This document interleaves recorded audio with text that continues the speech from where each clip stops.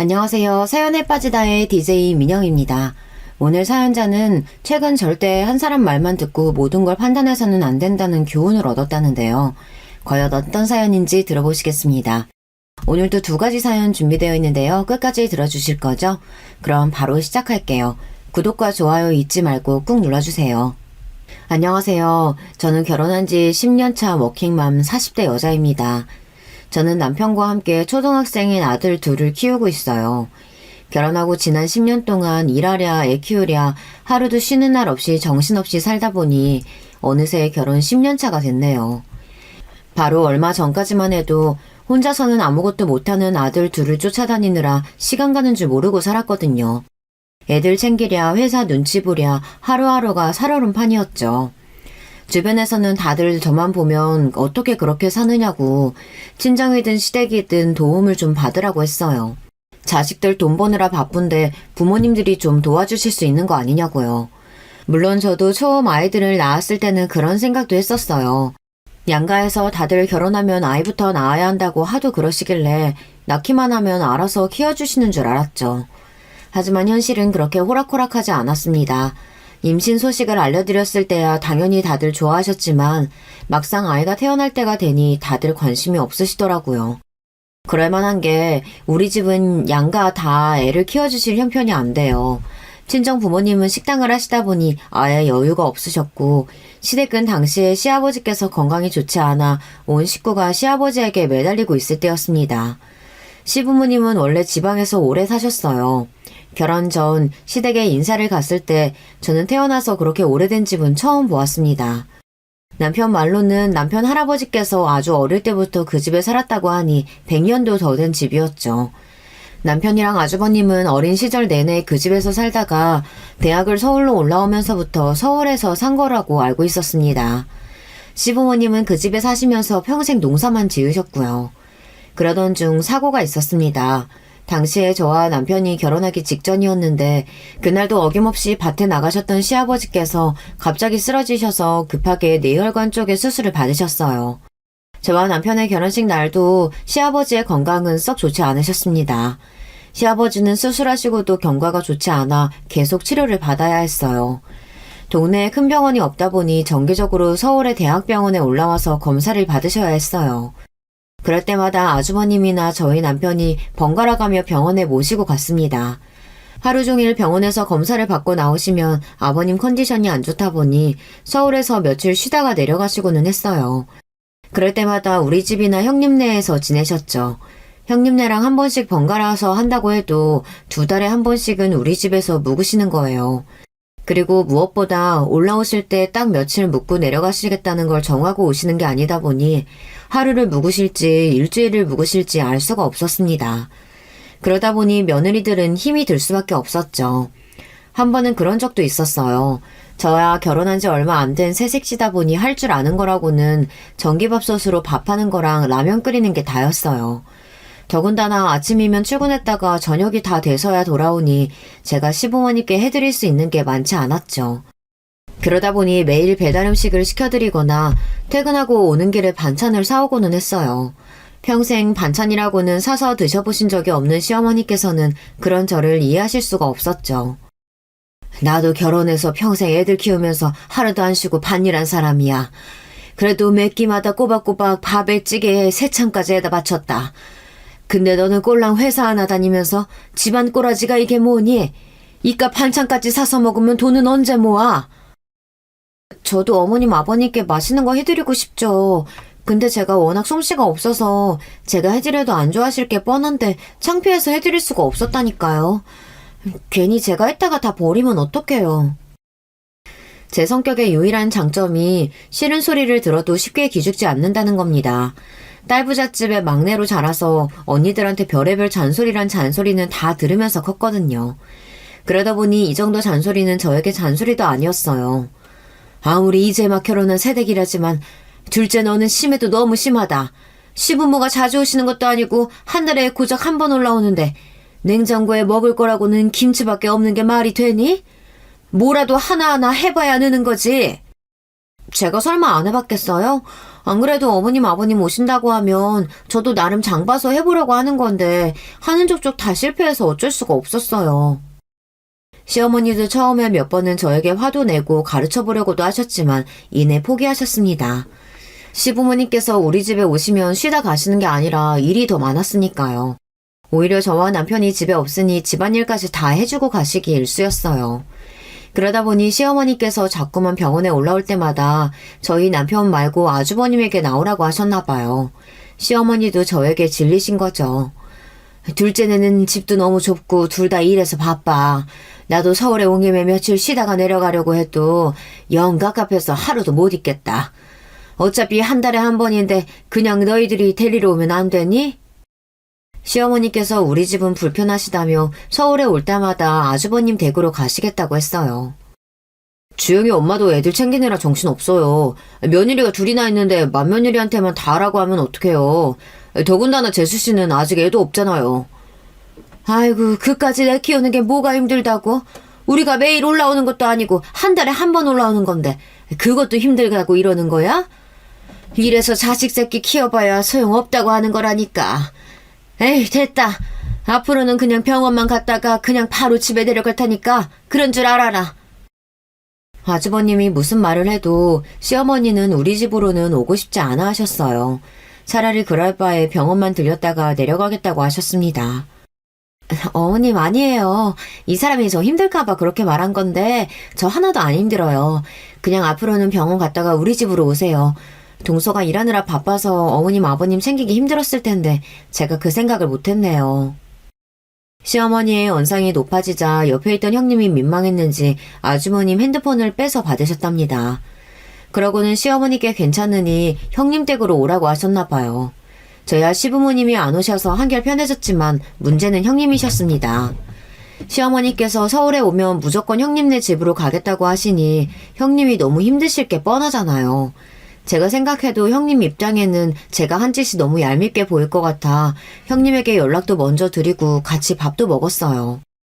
그런데 형님은 제가 본 사람 중에 제일 좋은 사람인 것 같아요. 좋은 사람 정도가 아니라 천사가 아닌가 싶었습니다. 형님, 제가 일부러 그러려고 한 건 아닌데 어머니께서 우리 집에 오시면 답답하고 불편하셨나 봐요. 제가 너무 부족해서 형님을 힘들게 해드리네요. 죄송해요, 형님. 아니야, 동서. 동서야 결혼한 지 이제 1년도 안 됐는데 시어머니 시집살이가 쉬운가? 나야 벌써 결혼한 지 몇 년인데. 나도 처음엔 어머니 힘들었었는데 지금은 괜찮아. 지금은 아버님 건강이 더 우선이지. 그 순간 저는 하마터면 형님을 꼭 안아드릴 뻔했습니다. 그 정도로 형님은 가슴이 따뜻한 사람이라는 느낌이 들었어요. 제가 많이 부족하지만 필요한 일 있으시면 꼭 저한테 이야기해 주세요. 제가 무슨 일이 있어도 형님에게 도움되는 동서가 될게요. 그때 제가 결혼한 지 얼마 안 돼서 너무 뭘 모르기도 했고 마냥 형님이 너무 멋있고 존경스러워 보여 형님에게 도움이 되는 동서가 되고 싶었습니다. 하지만 그 이후에 저도 아이들이 생겨버려서 더 정신이 없어졌어요. 어쩌다 보니 말만 번지르르하게 한 꼴이 됐습니다. 그로부터 얼마 뒤 시댁에는 더한 일이 생겼어요. 시아버지께서 갑자기 또 쓰러지셨는데 병원으로 이송 중에 돌아가시게 됐습니다. 그때의 충격으로 가족들 모두가 많이 힘들어했어요. 특히나 시어머니는 장례식장에서 조문객들을 맞이하기 힘들 정도로 힘들어하셨어요. 시아버지께서 돌아가신 뒤 많은 변화가 생겼습니다. 장례를 다 치르고 시어머니를 시골에 모셔다 드리고 올라왔어요. 그런데 며칠 뒤 시어머니께서 아들들에게 전화를 하셨습니다. 나 혼자서는 무섭고 외로워서 절대 이 집에서 못 살겠다. 나도 서울에 올라가서 살고 싶어. 물론 시어머니의 마음을 이해하지 못하는 건 아니에요. 남편 죽고 자식이라고 아들 둘뿐인데 모두 다 멀리 떨어져서 가정을 이루고 살고 있으니 오래된 시골집에 혼자 있다 보면 세상에 덜렁 혼자 남겨진 느낌을 받으셨을 것 같아요. 하지만 서울에 올라오시는 건 다른 문제입니다. 서울에 살아본 적도 없으신 분이 덜렁 집을 구해 혼자 사시게 할 수도 없는 노릇이잖아요. 아주버님이나 남편이나 누구 하나 선뜻 어떻게 해야 할지 말도 못 꺼내고 있었어요. 아무래도 마누라들 눈치가 보이니까요. 그러던 중 시어머니께서 또 말도 안 되는 일을 벌이셨습니다. 연락도 없이 혼자 서울에 올라오셨어요. 평일 대낮에 갑자기 올라오셔서는 저희 남편에게 서울역으로 데리러 오라고 하셨답니다. 남편은 출근해서 일하고 있었으니 갑자기 갈 수가 없었죠. 그런데도 시어머니는 막무가내였대요. 다 늙은 엄마가 서울에 혼자 올라왔는데 너희는 걱정도 안 되냐? 네가 안 되면 너희 마누라라도 빨리 보내. 시어머니는 왜 그렇게 화가 나셨는지 전화에다 대고 소리까지 지르셨답니다. 둘 다 일하고 있는데 지금 당장 서울역에 어떻게 가요? 바로 택시 불러드릴 테니까 타고 우리 집에 가 계세요. 퇴근하고 금방 갈게요. 됐고! 난 택시 타고 너희 형네가 있을 테니까 너나 네 마누라 퇴근하면 바로 이리로 와. 할 얘기 있으니까. 시어머니는 본인 하실 이야기만 하고 전화를 끊어버렸대요. 그날 저녁 저와 남편은 퇴근하자마자 피곤한 몸을 이끌고 아주버님 댁으로 갔습니다. 저는 아주버님 댁에 가기 전부터 이미 긴장한 상태였어요. 시어머니께서 또 무슨 소리를 하려고 부르신 건가 무서워서요. 그런데 역시 시어머니께서는 보통이 아니신 분이었습니다. 내가 오늘 서울까지 올라온 이유는 너희가 알아둬야 할 게 있어서야. 나 시골에 있는 집이랑 땅 다 내놨으니까 그런 줄 알라고. 시어머니의 말씀에 그 자리에 있던 사람들 모두가 놀랐습니다. 그리고 누구도 손뜻 말을 꺼내지 못했어요. 둘째네한테는 미안하지만 집이랑 땅 판 거 큰아들 줄 테니까 그런 줄 알아. 대신에 앞으로 큰애 너희가 나 모시고 살아야지. 그러니까 둘째 너희는 서운해하지 말아라. 엄마, 그런 중요한 일을 우리랑 상의도 안 하고 혼자 결정하면 어떡해. 그리고 지금 우리 집에 방도 없는데 엄마가 어디 들어와서 살겠다는 거야. 시어머니가 하신 모든 말은 다 본인이 마음대로 결정하신 일이었어요. 자식들과는 일절 한마디 상의를 안 하시고 말이죠. 그래서 내가 가진 재산 다 너희한테 준다잖아. 집이랑 땅 팔리면 더 큰 집으로 이사 가면 되지. 그거 몇 푼이나 한다고 그거 팔아서 서울에서 이사를 해. 이사 비용이 더 들겠다. 시어머니의 폭탄 발언에 집안 분위기는 삽시간에 미묘해졌습니다. 저희 남편은 무슨 말도 할 수가 없었고 형님은 가만히 입을 다물고 계셨어요. 아주버님은 형님 눈치 보느라 어쩔 줄 몰라 하셨고요. 정작 이 분위기를 만드신 시어머니께서는 당당하셨습니다. 그래서 이 나이에 몸도 성치 않는 노인네더러 병원도 없는 그 깡시골에서 혼자 살라는 거야? 너희들이 그러고도 자식이야? 아이고 여보, 왜 그렇게 빨리 가서 사람을 이런 꼴을 당하게 만들어요? 저는 순간 시어머니의 반응에 놀라 눈이 휘둥그레졌습니다. 바로 조금 전까지 눈에 불을 켜고 모셔라 마라 하시던 분이 갑자기 바닥에 주저앉아 땅을 치며 우는 신용을 하셨어요. 저는 그 모습에 온몸에 소름이 다 돋았는데 바로 옆에 있던 남편은 시어머니의 행동에 놀랐는지 곧장 옆으로 다가가 시어머니를 부축했습니다. 엄마, 우리도 갑작스러우니까 놀라서 그렇지. 그러게 좀 미리 언지를 좀 해주시지 그랬어. 오늘은 시간도 늦었고 피곤하니까 우리 집에서 한숨 주무시고 내일 다시 이야기하자. 우리도 상의를 좀 해봐야지. 남편은 애써 분위기를 바꿔보려고 했지만 소용없었습니다. 남편의 말에도 시어머니는 버럭 소리를 지르셨어요. 됐어! 내가 너희 집에 왜 가? 난 너희 집 말고 큰아들 집에 있을 거니까 그런 줄 알아. 조금 전까지 눈물까지 흘리는 신음을 하시더니 금방 또 인상을 팍 쓰시면서 몸까지 획 돌려버리셨어요. 그러고는 그 자리에서 꼼짝도 안 하셨습니다. 서방님 동서, 괜찮으니까 그만 돌아가 봐. 내일 출근들 하려면 피곤하겠다. 저 같았으면 시어머니의 막무가내 행동에 당황해서 말도 나오지 않았을 텐데 형님은 그런 와중에도 침착하게 저와 남편을 다독이고 돌려보냈습니다. 형님의 그런 모습까지 보고 나니 저는 집에 오는 내내 마음이 더 안 좋더라고요. 아무리 생각해도 시어머니께서 너무한다고 생각했어요. 연세도 들고 혼자 되셨으니 자식들하고 살고 싶기도 하시겠죠. 하지만 며느리는 본인 자식이 아니잖아요. 엄연히 형님도 귀한 집 자식인데 상의 한마디 없이 자기 마음대로 하시려고 하는 모습이 좋지 않게 보였습니다. 더군다나 저와 남편이 집에 가려고 나올 때 시어머니께서 하신 이야기가 있었는데 그게 자꾸만 마음에 걸렸어요. 아유, 소리 질렀더니만 배가 더 고프네. 큰애야, 나 배고프니까 김치전이라도 한 장 부쳐봐라. 저녁도 제대로 못 드셔서 그런가 봐요. 잠깐만 계세요. 금방 해드릴게요. 같은 며느리로서 저도 이런 소리까지 하고 싶진 않았지만 형님이 좀 답답하게 느껴졌습니다. 아무리 생각해도 시어머니는 염치가 없어도 너무 없는 것 같아요. 사실 저나 형님이나 결혼할 때 시부모님께 받은 거라고는 금가락지 하나 없어요. 물론 자식들 결혼할 때 부모가 다 도와줄 수 있는 건 아니죠. 하지만 그 정도가 심해도 너무 심했거든요. 결혼 준비부터 신혼여행까지 싹 다 저희가 다 알아서 하는 것도 모자라서 신혼집 가전 가구를 보러 다니는데 시어머니께서 굳이 따라와서는 시댁에 텔레비전이랑 세탁기가 오늘 내일 한다고 바꿔달라고 하셨어요. 저는 제가 그걸 왜 해드려야 하나 싶어 못 들은 척하고 있었습니다. 해드릴 생각이 없었거든요. 그런데 그때 시어머니께서 하시는 말씀이 기가 막혔어요. 네 동서 결혼할 때는 장롱이랑 싱크대 싹 바꿔주느라 돈천 들어갔다. 근데 둘째 너는 텔레비전이랑 세탁기면 거저 결혼하는 거다 얘. 그때도 이게 무슨 소리인가 했습니다. 시어머니 말은 텔레비전과 세탁기를 예단으로 해달라는 소리 같았어요. 어머니, 예단이야 서로 오고 가는 게 있을 때 하는 거죠. 저희 지금 전세도 간신히 구했는데 예단을 어떻게 해드려요. 이럴 때는 물색 없는 제 성격이 편해요.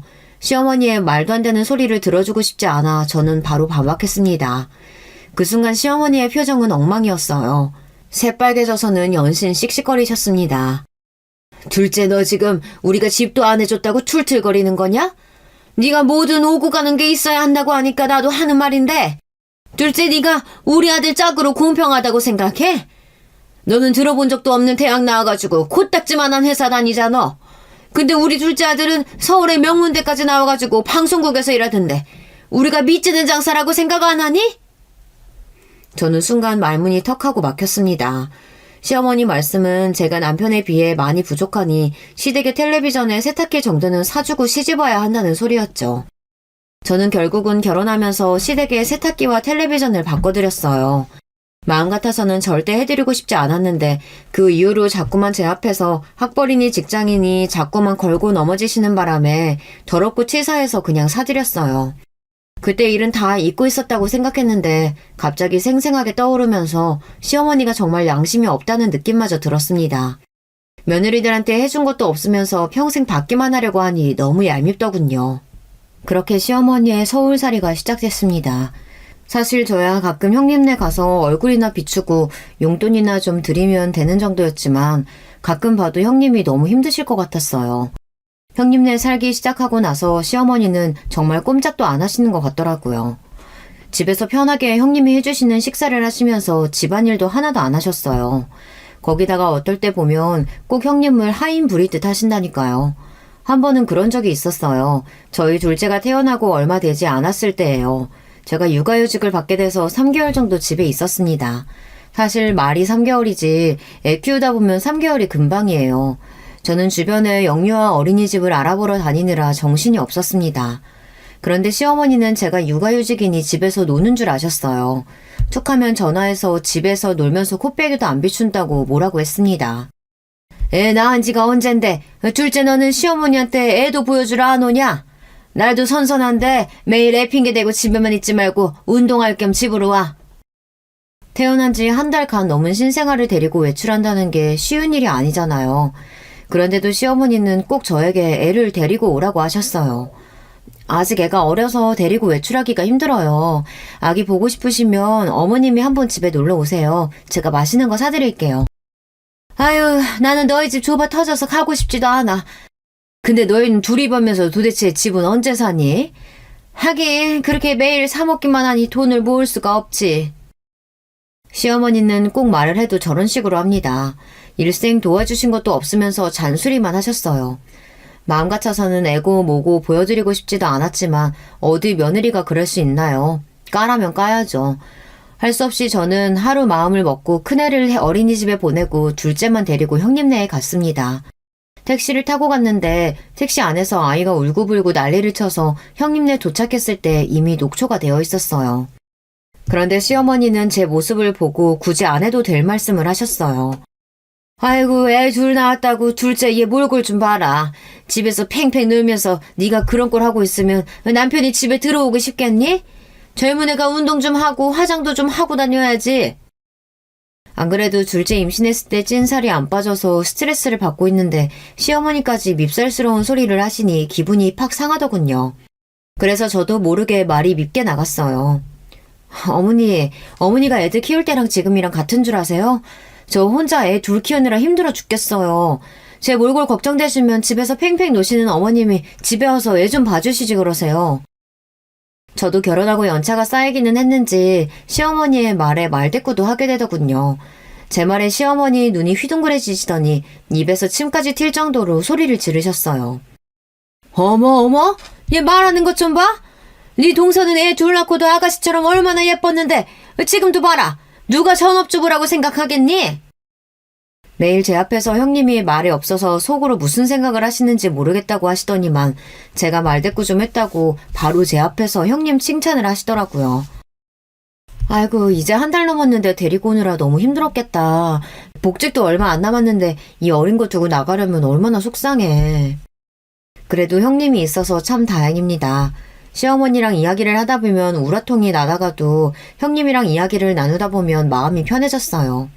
형님은 오느라 고생했다면서 아기는 본인이 봐줄 테니 좀 들어가서 자라고 하셨어요. 그럴 때 보면 형님은 꼭 친정언니 같아요. 형님도 시어머니랑 사느라 힘드실 텐데도 항상 저를 챙겨주셨어요. 같은 며느리인데 본인만 시어머니를 감당하시느라 제가 원망스러울 만도 하신데 말이죠. 그런데 그때 시어머니는 또 말로 분위기를 흐리셨습니다. 그러니까 큰애 너는 좋은 남편 만난 줄 알아. 네 남편이 돈 잘 버니까 너는 둘째처럼 저런 걱정 없이 집에서 편하게 애들 키우잖아.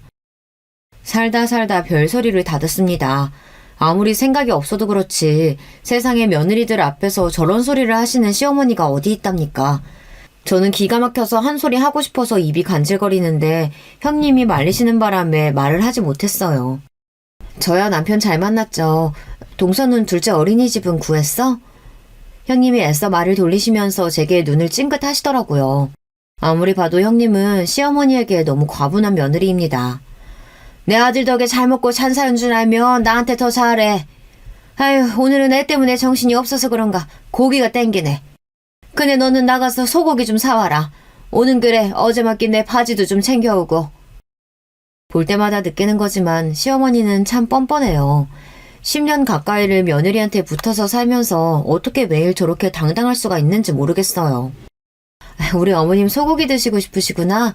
나가서 금방 사올게요. 동서도 밥 먹고 가. 내가 맛있게 금방 해줄게. 시어머니도 시어머니지만 형님도 형님이에요. 매일 웃고는 있지만 분명 힘드실 게 뻔합니다. 그런데도 싫은 내색 한 번 안 하고 시어머니와 잘 지내시는 걸 보면 신기합니다. 저 같으면 매일 말로 천냥빚을 지는 스타일인 시어머니랑 상종도 하기 싫을 것 같은데 말이죠. 사실 저야 할 말이 없어요. 그런 형님 덕분에 제가 편하게 사는 거니까요. 저는 형님에게 항상 죄송하고 미안하다가도 죽어도 저는 시어머니를 모시고 살 수 없으니 쥐 죽은 듯 형님이 당하시는 걸 지켜볼 수밖에 없었습니다. 그런데 얼마 전부터 시어머니에게 자꾸만 연락이 와요. 특별한 용건이 있어서 전화하신 거면 모르겠는데 출근해서 한창 바쁜 시간에 자꾸 전화해서 당신이 하고 싶은 말만 한참을 하다가 전화를 끊었습니다. 저도 처음엔 시어머니께서 연세가 많으시다 보니 이래저래 적적해서 연락하나 보다 했는데 그 횟수가 잦아지니 저도 매일 받아주기엔 힘들더라고요. 시어머니께서 시도 때도 없이 아무 때나 전화해서 대부분 하시는 말이라고는 먹는 얘기 아니면 형님 욕이었어요. 매일 뭐가 그렇게 드시고 싶으신 게 많으신지 먹고 싶은 게 머릿속에 떠오르기만 하면 전화해서 먹고 싶다고 하셨어요. 나 지금 집에 혼자 있는데 그때 둘째 너희 집에서 먹었던 피자가 너무 먹고 싶은 거 있지? 나 그것 좀 시켜줄래? 저도 마음 같아서는 어머니 먹고 싶은 거 다 시켜드리고 싶죠. 근데 저번에 형님이 그러시는데 어머님 위에 염증이 너무 많아서 약 드신다면서요. 의사가 밀가루랑 설탕 조심해야 한다고 해서 형님이 매일 반찬 신경 쓰시는 것 같던데 피자 드셔도 괜찮으시겠어요? 시어머니께서 워낙 식탐이 좀 있으세요. 몸집도 크고 덩치도 있으신 분인데 먹는 거를 조절 못해서 병원만 갔다 하면 의사 선생님께 혼나고 옵니다. 드시는 약도 많아요. 위장약에 고혈압, 당뇨약까지 드십니다. 그러다 보니 형님께서 시어머니 드시는 음식에 엄청 신경을 쓰세요. 형님이 얼마나 노력하시는지 제가 잘 아는데 형님이 안 계실 때마다 피자니 치킨이니 시켜달라고 하는 시어머니에게 제가 멋대로 자주 시켜드릴 수는 없었어요. 네 동서는 내가 그냥 먹는 게 다 아까워서 그러는 거야. 나 진짜 배고파 죽겠는데 둘째 너까지 이럴래? 그냥 좀 시켜줘. 시어머니의 고집을 누가 이기겠어요. 안 시키면 일하는 내내 핸드폰에 불이 날 것 같아 안 시켜드릴 수가 없었습니다. 어머님, 이번만 시켜드리는 거예요. 당분간은 형님이 해주시는 대로 드세요. 안 그러면 정말 위에 안 좋아요. 알았어. 고작 피자 한 판 가지고 생색은. 우리 시어머니지만 정말 철이 없으세요. 어린애도 아니고 왜 그렇게 먹는 거에 집착하시는지 모르겠습니다. 그러던 어느 날이었어요. 일이 많아 안 그래도 바빠 죽겠는데 시어머니에게 또 전화가 왔습니다. 마음 같아서는 바빠서 전화고 뭐고 안 받고 싶었지만 안 받으면 받을 때까지 계속 하실 것 같아 몰래 화장실에 가서 전화를 받았어요. 그런데 역시나 시어머니는 전화를 받자마자 쓸데없는 소리를 하기 시작하셨어요. 내가 며칠 전부터 코다리찜 먹고 싶다고 너희 형님한테 말을 했는데도 짜네 어쩌네 하면서 아직도 해줄 생각을 안 하는 거 있지? 이래서 죽기 전에 재산 주면 안 되는 건데 이제 받을 거 다 받았다고 챙기지도 않는 거지 뭐. 저도 웬만하면 시어머니의 말에 호응도 해드리고 편도 들어드리고 싶었지만 말이 되는 소리를 해야 그것도 받아주죠. 제가 결혼하고 지난 10년 동안 지켜본 바에 의하면 저희 형님 같은 분이 없어요. 시어머니라고 해준 것도 없이 매일 잔소리만 하고 구박만 했는데도 시아버지 돌아가시고 나서 당신은 절대 혼자 못 산다는 말에 형님께서 모시고 사는 거예요. 시어머니 말로는 재산 주고 다 줬으니 당연한 일이라고 하셨지만 자식들 생각은 달랐습니다.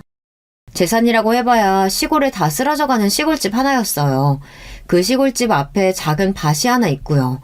제가 알기론 그 집도 워낙 시골 촌구석에 있고 100년도 넘은 오래된 집이라 내놓은 지 한참이지만 아직 팔리지도 않는 걸로 알고 있습니다. 그것도 시아버지가 돌아가시고 아주버님 명의로 옮겨준 것뿐이지 형님이랑은 상관도 없어요. 그런데도 형님은 벌써 10년 넘게 시어머니를 모시고 살고 계세요. 사실 시어머니가 뭐라고 투덜거리시든 저는 아무리 생각해도 형님이 대단하다고 생각해요. 저는 시어머니가 아무리 재산이 많다고 해도 절대 같이 사는 건 못할 것 같거든요. 시어머니의 그 변덕스러운 성격을 맞출 사람은 이 세상에 아무도 없습니다. 그날도 전화해서 한참을 먹는 얘기랑 형님 욕을 한바탕 하시더니만 끊을 때가 되니 저에게 뜬금없는 소리를 하셨어요. 그래서 말인데 내가 이번 주에 너희 집에 놀러 갈 테니까 둘째 니가 코다리찜 좀 해둘래? 며칠 전부터 목도 칼칼하고 머리도 아픈 게 코다리찜만 좀 먹으면 몸이 싹 날 것 같다. 그놈의 코다리찜 그냥 좀 한 끼 밖에서 사 드시면 되시지 그걸 가지고 고추고도 며느리들을 귀찮게 해야 속이 풀리시나 봐요. 시어머니는 하다 이제 저에게까지 음식을 해놓으라고 시켰습니다. 제가 형님보다 음식 솜씨가 없어서 어머님이 좋아하실지 모르겠지만 그래도 오신다고 하면 제가 준비는 해놓을게요. 저는 제 의지와는 상관없이 시어머니께 주말에 오시라고 했습니다. 시어머니께서 저렇게까지 노골적으로 이야기하시는데 제가 어떻게 안 된다고 할 수가 있었겠어요. 평일 내내 출근해서 일하고 퇴근하고 집에 들어가면 밀린 집안일을 하느라 잠시도 쉴 시간이라고는 없습니다. 그나마 주말에 아이들과 시간을 보내고 집에서 뒹굴뒹굴 쉬기도 하는 건데 시어머니께서 갑자기 주말에 오시겠다고 하시니 저는 평일 내내 속이 답답하고 우울했어요. 그래도 어쩌겠어요. 시어머니 모시고 사느라 매일 시달리는 형님도 계신데 같은 며느리로서 주말에라도 제가 시어머니를 챙겨야 형님도 그나마 쉴 수 있을 테니 형님을 생각해서 하루 정도는 참아보기로 했습니다. 저는 없는 솜씨에 여기저기 물어물어 시어머니께서 노래를 부르시던 코다리찜을 만들어뒀어요. 그런데 코다리찜 노래를 부르시던 시어머니는 어디 가셨는지 제가 차려놓은 밥상을 보고는 썩 좋아하시지 않았습니다. 어머니, 제가 어머님 입맛에 맞게 준비한다고 노력했는데 코다리찜이 입에 안 맞으세요? 저는 제가 한 음식이 마음에 안 들어서 그러시나 보다 했는데 그게 아니었습니다. 집에 도착했을 때부터 표정이 별로 좋지 않으시더니만 갑자기 들고 있던 수저를 식탁에 내려놓고 눈물을 흘리며 흐느끼기 시작하셨어요. 함께 식사하던 저와 남편은 놀라서 왜 그러시냐고 물었습니다. 우리 둘째가 차려준 따뜻한 밥 먹으니 갑자기 내가 너무 서러워져서 그만 괜히 놀라게 해서 미안하다. 에이, 형님 음식 솜씨 좋은 거야 동네 사람들이 다 아는데 뭘 이 정도 가지고 그러세요. 부끄러워요, 어머님. 그래도 제가 만든 음식이 입에 맞으셔서 다행이다 싶었던 그 순간 시어머니께서 하시는 말씀이 충격적이었어요. 그게 사실은 나 너희 동서한테 밥 못 얻어먹은 지 꽤 됐어. 내가 얼마나 배고프고 힘들면 일하는 너한테 전화해서 밥 좀 해달라고 구걸을 했겠니? 어머님도 참 구걸이라뇨. 그리고 형님이 어머님 생각을 얼마나 많이 하는데 밥을 안 차려준다고 그러세요. 저도 웬만하면 시어머니 말에 토를 안 다는데 틈만 나면 저나 남편에게 형님 욕을 하시니 저도 더는 듣기 싫더라고요. 너희는 몰라. 너희 동서가 얼마나 사악하고 여우 같은지. 순간 시어머니는 뭐가 그렇게 불만스러운지 미간까지 잔뜩 찌푸리시며 언성을 높이셨어요. 그러면서 저희에게 하는 말이 우리는 형님에 대해 전혀 모른대요. 시어머니의 말씀에 저와 남편은 기가 막혀 낮은 한숨을 쉬었습니다. 그런데도 시어머니는 굴하지 않고 계속해서 형님 이야기를 했습니다. 너희가 몰라서 그렇지 너희 동서 보통 년 아니야. 사람들이 있는 앞에서나 나한테 잘하는 척하면서 효부 노릇하지. 둘이 있을 땐 완전히 다른 사람이라니까? 시어머니 말씀에 따르면 형님이 시어머니에게 밥상을 차려준 지가 언젠지도 모를 정도로 오래됐답니다.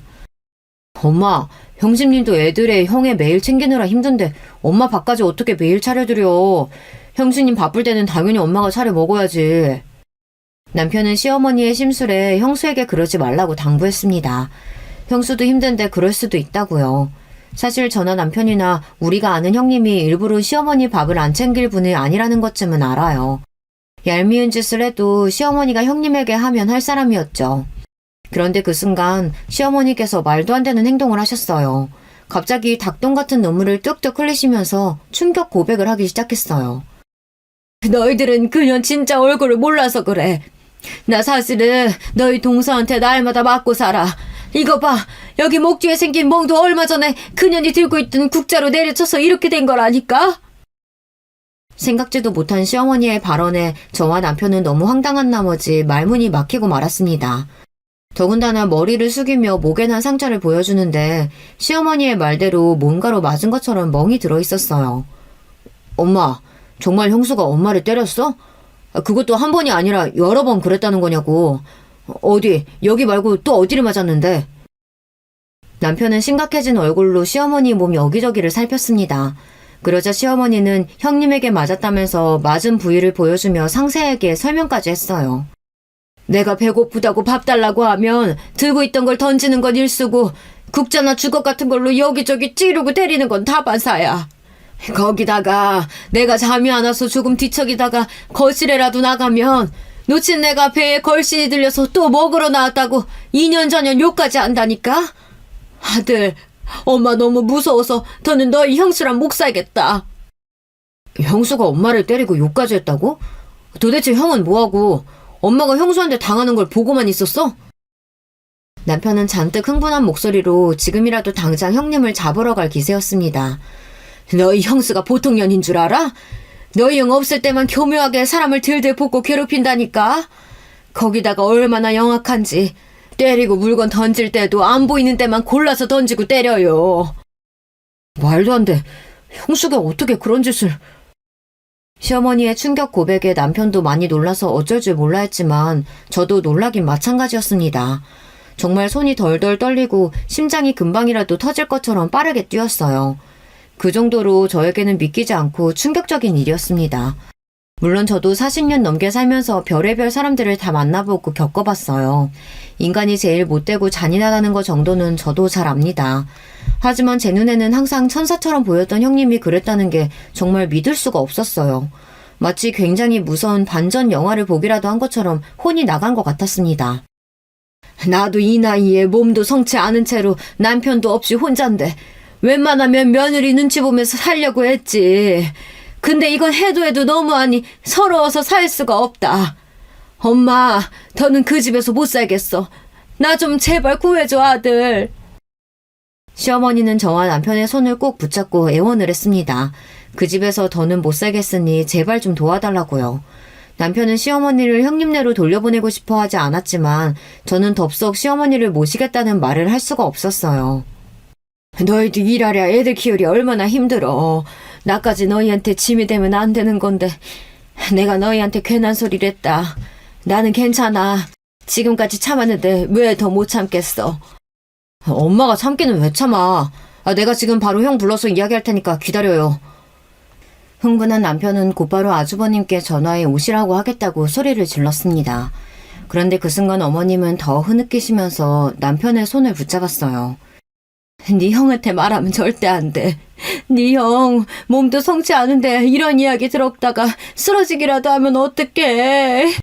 그러다가 네 형수랑 이혼까지 하겠다고 하면 아휴, 나 때문에 네 형 혼자 늙어 죽는 꼴은 어떻게 보니. 얼마 전에 아주버님께서 일하시다가 갑자기 쓰러지신 적이 있었어요. 다행히 금방 회복되셨지만 병원에서 뇌질환 증세가 있으니 절대 무리해서는 안 된다고 했습니다. 시아버지도 같은 질환으로 돌아가셨으니 어머님이 걱정하실 만했죠. 아주버님이 이 일을 알게 되면 흥분해서 당장 형님이랑 이혼하겠다고 난리를 칠 거라면서 그것만은 안 된다며 아주버님께 알리는 걸 말리셨습니다. 우선은 알겠어요. 나도 이 사람이랑 생각 좀 해볼 테니까 오늘은 돌아가 계세요. 제가 금방 연락드릴게요. 그리고 혹시나 그전에라도 무슨 일 생기면 저한테 바로 전화하셔야 돼요. 가만히 당하고만 있지 마시고요. 남편은 불안한 마음을 애써 감추며 시어머니를 형님네 댁에 모셔다 드리고 왔습니다. 그러고는 그날 밤새 뒤척이느라 한숨도 못 자는 것 같았어요. 그럴만했죠. 자기 어머니가 새파랗게 젊은 며느리한테 맞았다는데 어떻게 참을 수가 있겠어요. 그 모습을 보는데 저도 마음이 좋지 않아 걱정됐습니다. 생각할수록 속이 상했어요. 물론 세상에 시어머니 좋아하는 며느리야 없어요. 하지만 아무리 그래도 시어머니께서 늙고 병들어 며느리 신세를 지고 있다고 해서 며느리에게 내내 당해도 되는 건 절대 아닙니다. 그날 이후 남편뿐만 아니라 저도 마음이 쓰여 손에 아무것도 잡히질 않았어요. 회사에 가도 온통 시어머니의 모습이 아른거렸습니다. 저는 아무래도 이대로는 안 될 것 같아 남편에게 연락했어요. 여보, 이대로는 안 되겠어. 우리가 어머님, 형님 댁에서 모시고 나오자. 저도 그 순간에 어떻게 그런 생각이 들었는지 모르겠어요. 제 인생에 절대 시어머니를 모시고 사는 일은 없을 줄 알았는데 도저히 안 되겠더군요. 아무리 시어머니가 불편하고 싫어도 제가 사랑하는 남편의 어머니인데 며느리에게 맞고 사는 꼴을 보고도 그냥 넘어갈 수는 없었어요. 더군다나 형님도 그 힘든 걸 10년 가까이 버티신 거잖아요. 어쩌면 이제 내 차례인지도 모르겠다 싶었습니다. 제 말에 남편은 울먹거리기까지 하더니 연신 고맙다고 했습니다. 난 당신 없었으면 어떻게 살았을까? 고마워 여보. 앞으로 남은 생 여보한테 평생 충성하면서 살게. 남편에게 이빠른 소리나 듣겠다고 한 소리는 아니었지만 그래도 나쁘지는 않았습니다. 저와 남편은 더는 시간을 지체하면 안 될 것 같아 둘 다 회사에 반차까지 내고 그 길로 아주버님 댁으로 향했어요. 그런데 잠시 후 상상도 하지 못했던 장면을 바로 눈앞에서 목격하고 말았습니다. 아주버님 댁 현관문은 누가 망치로 두드리기라도 했는지 잔뜩 찌그러진 채 열려 있었고 거실 바닥에는 형님이 쓰러져 있었어요. 저와 남편은 너무 놀라서 형님을 흔들었습니다. 그제야 미간을 찌푸리며 형님이 몸을 일으키시는데 순간 눈이 번쩍 뜨자마자 형님은 시어머니부터 찾으셨어요. 어머, 어머님 못 봤어요? 이마에 피가 줄줄 흐르는데도 자리에서 벌떡 일어나 시어머니를 찾으시는 모습을 보니 저와 남편은 분명 뭔가 이상하다 싶었습니다. 저와 남편은 아무래도 안 되겠다 싶어 형님에게 병원부터 가자고 했어요. 형님, 누가 이런 거예요? 안 되겠다. 피 계속 나니까 우리 병원부터 가요. 난 괜찮아. 이러고 있을 시간 없어. 빨리 어머니부터 찾아야 돼. 이러다가 큰 사고라도 나면 어떡해. 형님은 뭐가 그렇게 불안한지 발을 동동 구르며 어쩔 줄 몰라 했어요. 한시라도 빨리 어머니부터 찾아야 한다고요. 형수님, 도대체 어떻게 된 일이에요? 어머니가 형수가 자기를 때린다고 하질 않아. 형수는 머리에 피가 났는데도 어머님부터 찾아야 한다고 하고. 남편은 혼란스러운지 지끈거리는 머리를 잡으며 형님을 말렸습니다. 그때였어요. 형님은 저와 남편에게 답답하다는 듯 소리를 질렀어요. 이럴 시간 없다니까? 빨리 어머님부터 찾아야 돼. 어떡해, 동서. 우리 어머님 어떡해. 형님은 어머님을 찾아야 한다고 우왕좌왕 정신없이 굴더니만 이내 바닥에 주저앉아 버렸습니다. 그러더니 펑펑 눈물을 쏟으며 미안하다는 말만 되풀이했어요. 형님의 말에 넋이 나간 저와 남편은 한참을 멍하니 있었습니다. 그 순간 형님 핸드폰 벨소리가 유런하게 울렸어요. 경찰에서 연락이 왔습니다. 시어머니를 근처 파출소에서 모시고 있다는 전화였어요. 저와 남편은 급하게 파출소로 달려가 시어머니를 모시고 왔습니다. 그런데 시어머니는 전에 만났을 때보다 더 정신없어 보이는 얼굴을 하고 횡설수설 하셨어요. 나 그 집에 가기 싫어. 그년이 자꾸 나 집에 가둬두고 때리려고 한다니까? 나 그 집에 보내면 너희도 그년이랑 한패야. 남편은 며칠 사이 변해버린 시어머니의 모습에 놀라 눈물을 연신 훔쳤습니다. 엄마, 왜 그래? 엄마 정말 치매야? 난 그것도 모르고 내내 형수만 원망했네. 형님을 가까운 응급실에 모셔다 드리고 저와 남편이 파출소에 가려고 하는데 형님이 조심스레 저희에게 이야기를 하시더라고요. 사실은 시어머니께서 치매라고요. 그 이야기를 듣고 시어머니를 모시러 파출소로 향하는데 그제야 복잡했던 퍼즐 조각이 맞춰지는 것 같았습니다. 그동안 시어머니께서 왜 이상하게 굴었는지 이해가 됐어요. 그날 밤 시어머니를 씻겨서 재우고 저와 남편 형님과 아주버님은 모두 다 거실에 앉아 지금까지 있었던 일을 정리했습니다. 알고 보니 형님과 아주버님도 시어머니께서 치매 증상이 있다는 걸 안 지 얼마 되지 않았답니다. 언제부턴가 시어머니께서 자꾸만 형님에게 욕을 하는 건 물론이고 여기저기 이간질을 하고 다니셨대요. 시작은 아주버님께였습니다. 퇴근하고 아주버님이 집에 오시면 따로 방으로 데리고 들어가 낮에 형님이 자꾸만 밥을 안 주고 시어머니에게 욕을 한다고 거짓말을 했대요. 평소 형님의 성품을 알고 계신 아주버님은 시어머니의 말을 믿지 않은 거죠. 그러자 시어머니는 밖으로 나가 형님을 욕하기 시작했답니다. 동네 슈퍼 사장님이나 자주 가는 식당 아줌마 같은 주변 사람들에게 형님이 밥을 안 주고 아주버님이 없을 때 때린다고 한 거예요.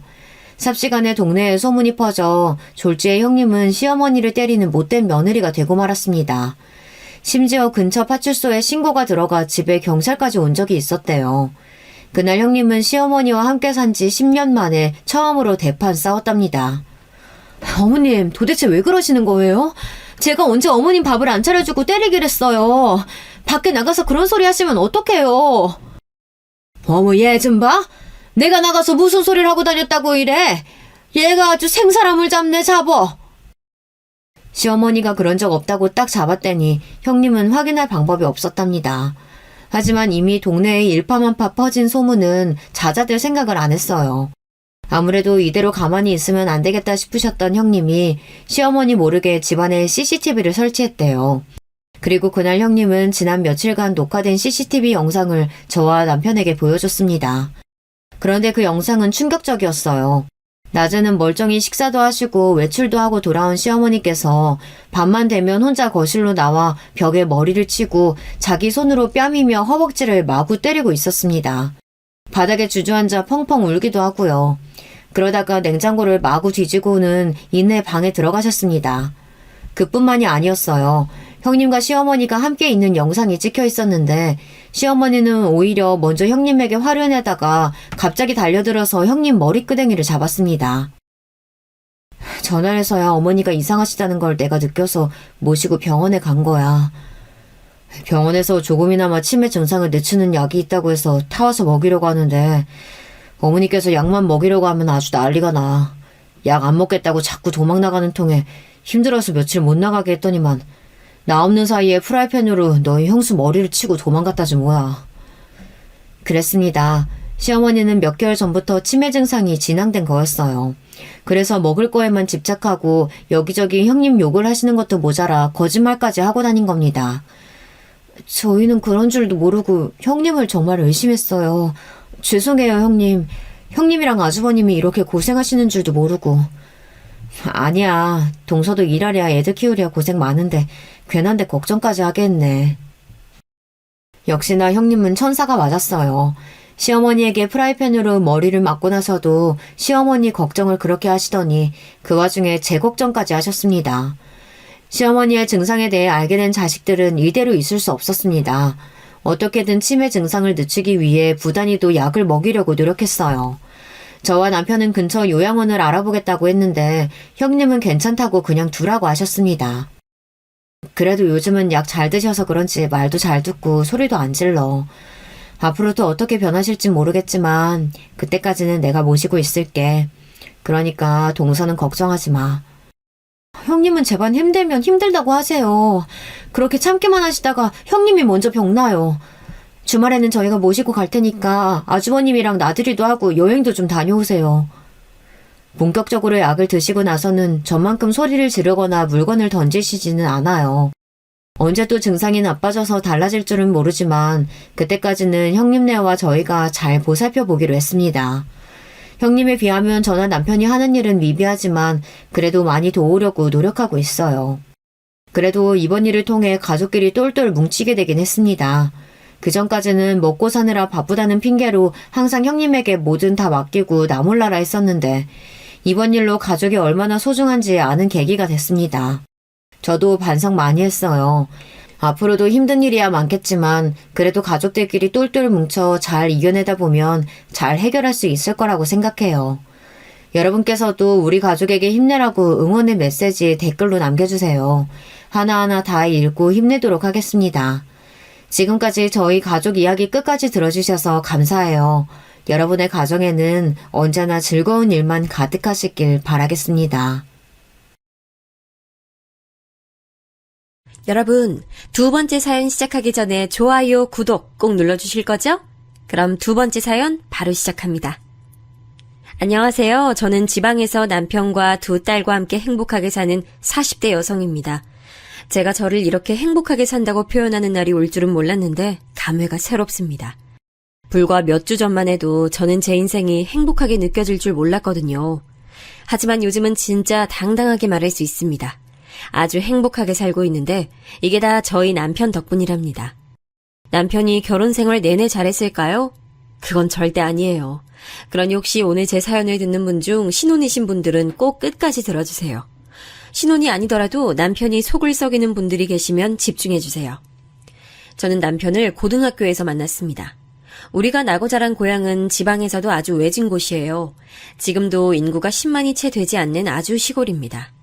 지금 같은 21세기에 대형마트는 물론이고 영화관도 없거든요. 그러니 우리가 자랄 때는 어땠겠어요? 진짜 시골이라는 표현밖에 할 말이 없습니다. 사실 어린 시절을 생각하면 저는 한숨이 가장 먼저 나와요. 어릴 때 가난했던 사람이 많다는 건 저도 알고 있습니다. 그런데 저는 가난했는데 가정 환경이 좋지도 않았어요. 만약 찢어지게 가난했어도 부모님 사이가 좋고 가족이 서로 의지했다면 버틸 수 있었을 것 같습니다. 그런데 전 그러지도 못했어요. 아버지는 술을 굉장히 좋아하던 분이셨습니다. 그래서 매일 술을 마셨는데 문제는 술주정이 아주 심하다는 거였어요. 제발 술 그만 마시라고. 내가 이거 어떻게 벌어온 돈인 줄 알아? 당신 진짜 왜 그러는 거야? 뭐? 지금 돈 번다고 유세 떠는 거야? 그래, 나 백수다 어쩔래? 그럼 집 나가든가? 매일 밤 잠들기 전에 제가 하던 일은 부부싸움하는 부모님의 목소리를 피해 동생의 귀를 막아주던 것이었어요. 저한텐 10살 차이가 나는 어린 동생이 있었거든요. 동생은 부모님이 싸우면 소리 없이 울곤 했습니다. 그 모습이 보기가 힘들어서 항상 동생을 안아줬죠. 이렇게 고통받던 어린 시절을 보냈는데 그 고통은 제가 중학생 때 더 심해졌어요. 왜냐하면 엄마가 집을 나갔기 때문입니다. 아버지는 술을 마시면 항상 엄마 보고 돈 버는 유세를 떨 거면 나가라고 했거든요. 그랬더니 엄마는 진짜 집을 나갔습니다. 사실 그전에도 엄마가 친정으로 도망갔을 때가 종종 있어요. 동생은 기억이 안 날 텐데 동생을 데리고 친정에 갔다가 일주일 혹은 한 달 뒤에 왔을 때가 있거든요. 그런데 이번엔 동생을 데리고 가지 않았더라고요. 그때 저는 직감적으로 느꼈습니다. 아, 이건 진짜 엄마가 평생 우리한테 다시 오지 않겠다고요. 엄마가 집을 나간 뒤로는 아버지의 술주정이 더 심해졌습니다. 너희도 너희 엄마처럼 집 나가버려. 나가라고. 아가들아, 이리 와. 여기 와서 자. 오죽하면 옆집 살던 순애 할머니가 저와 동생 보고 집에서 자고 가라고 하셨죠. 얼마나 고마웠는지 모릅니다. 동생은 아버지의 저런 모습을 보고 자라서 그런지 발달이 좋지 않았어요. 어디 특별히 장애가 있던 건 아니었는데 행동이 매우 굼뜨고 느렸죠. 그래서 제가 더 신경이 쓰였습니다. 혹시라도 동생을 괴롭히는 사람이 있으면 안 되니까 항상 신경이 곤두서 있었어요. 미디어에서 보면 가난해도 공부를 잘하는 학생들이 꼭 있더라고요. 슬프게도 그건 저에게 해당 사항이 아니었습니다. 저는 백수로 항상 술만 마시는 아버지와 함께 살고 있었고 또 발달이 느리고 매우 소심한 동생까지 있었으니까요. 아버지는 수입이 없으니 하는 수 없이 밖에서 돈을 벌어오긴 했어요. 우리가 살던 곳이 공장이 매우 많았거든요. 그래서 거기 가서 일하긴 했는데 문제는 오래 일하지 못했죠.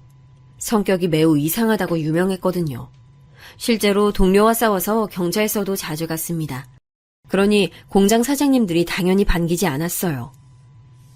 아니, 김씨 싸우는 것도 한두 번이지 우리가 언제까지 봐줘야 돼? 나도 그래서 저번에 내보냈잖아. 아이, 사람이 성실하거나 착하거나 그래야지 원. 한 달 일하고 번 돈으로 몇 달을 버티고 버티는 생활의 연속이었습니다. 가난하니까 잘 먹지도 못했어요. 이렇게 가난한 생활을 하다 보니 저는 무조건 성인이 되면 지역을 뜰 생각을 하고 있었습니다. 언니는 성인 되면 무조건 이 집 나갈 거야. 그렇게 알고 있어. 너는? 당연히 너도 데리고 갈 거야. 그러니까 지금 힘들어도 참아. 그런데 원래 인생은 예상치 못한 날들의 연속이라고 하죠. 고등학교 때 남편을 만나게 되면서 제 인생 계획이 틀어지게 됐습니다. 남편은 운동부였고 굉장히 멋있었어요.